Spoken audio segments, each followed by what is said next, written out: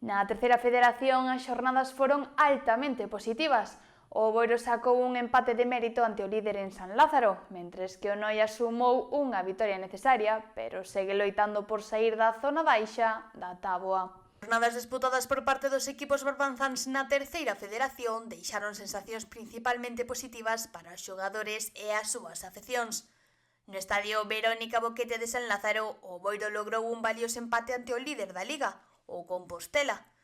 O encontro comezou cun gol dos santiagueses no primeiro minuto, pero os boirenses reaccionaron e igualaron o marcador antes do descanso. Na segunda metade, Juan Manuel Parapar devolveu con firmeza a vantaxe ao Compostela no minuto 58. Cando a vitoria parecía decidida, Iago Insúa marcou no tempo de desconto para selar o empate a 2. Tras este resultado, o Compostela continúa líder con 42 puntos, mentres que o Boiro ocupa a quinta posición con 29.